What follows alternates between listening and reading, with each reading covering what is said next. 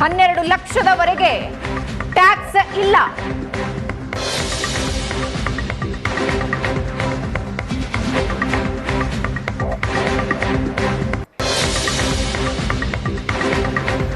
ಇದರ ಜೊತೆಗೆ ಟಿಡಿಎಸ್ ಮತ್ತು ಟಿಸಿಎಸ್ ನಲ್ಲೂ ಕೂಡ ಬದಲಾವಣೆ ತಂದಿದ್ದಾರೆ. ಮನೆ ಬಾಡಿಗೆ ತೆರಿಗೆ ವಿನಾಯಿತಿ ಇದೆ, ಅದರ ಹೆಚ್ಚಳ ಆಗಿದೆ ಈ ಬಾರಿ. 2.4 ಲಕ್ಷದಿಂದ 6 ಲಕ್ಷದವರೆಗೆ ಬಾಡಿಗೆ ತೆರಿಗೆ ವಿನಾಯಿತಿ ಮಿತಿ ಏರಿಕೆ ಮಾಡಿದ್ದಾರೆ.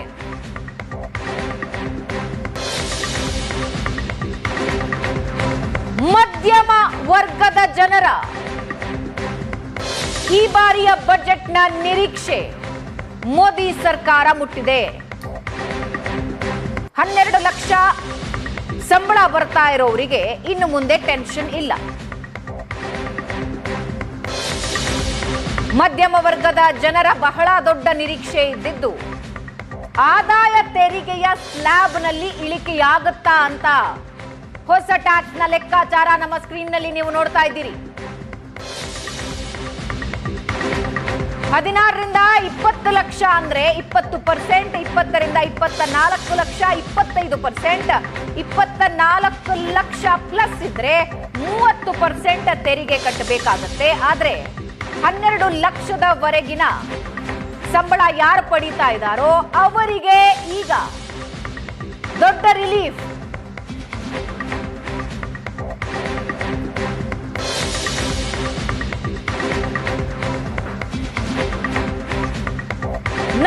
ಲಕ್ಷ ಆದಾಯ ಪಡಿತಾ ಇದ್ರೆ ವಾರ್ಷಿಕವಾಗಿ ಯಾವುದೇ ಟೆನ್ಷನ್ ಇಲ್ಲ, ತೆರಿಗೆ ಇಲ್ಲ. 4ರಿಂದ 8 5%, 8ರಿಂದ 12 10%, 12ರಿಂದ 16 15%.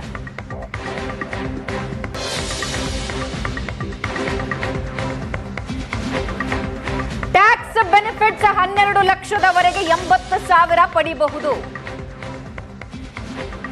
ವಾರ್ಷಿಕವಾಗಿ 80,000 ಉಳಿತಾಯ. 25 ಲಕ್ಷಕ್ಕಿಂತ ಹೆಚ್ಚು ಆದಾಯ ಇರೋರು 1,20,000. ಆದ್ರೆ 12 ಲಕ್ಷದವರೆಗಿನ ಸ್ಯಾಲರಿ ಪಡಿತಾ ಇರೋರು 80,000 ಉಳಿತಾಯ.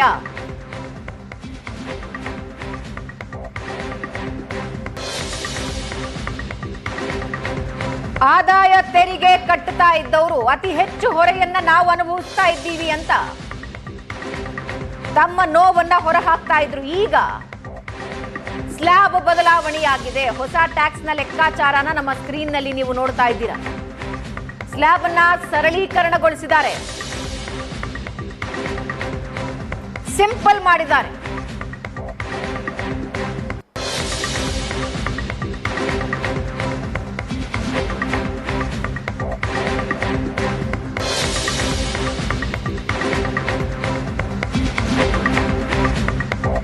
ವೇತನದಾರರಿಗೆ ಇದು ಬಿಗ್ ನ್ಯೂಸ್.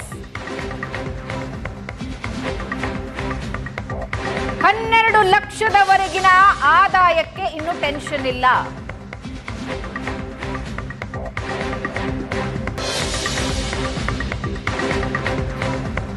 ಕಟ್ಟಬೇಕಾದ ತೆರಿಗೆಯನ್ನ ನೀವು ನೋಡ್ತಾ ಇದ್ದೀರಾ. ಜೊತೆಗೆ ಅದರ ಉಳಿತಾಯವನ್ನ ಕೂಡ ಸರ್ಕಾರ ಘೋಷಣೆ ಮಾಡಿದೆ.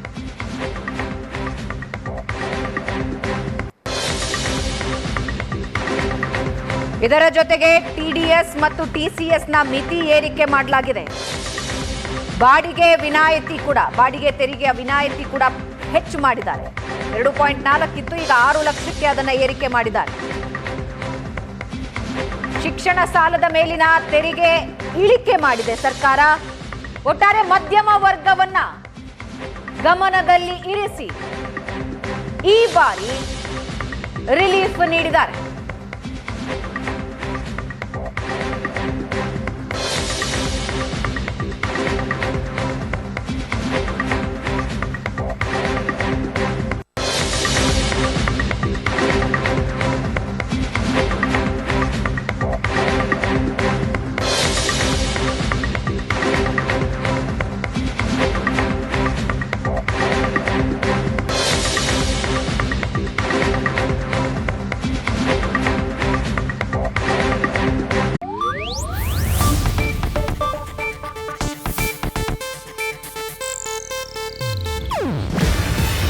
ಇದು ಏಷ್ಯಾನೆಟ್ ನ್ಯೂಸ್ ನೆಟ್ವರ್ಕ್ ಪ್ರಸ್ತುತಿ.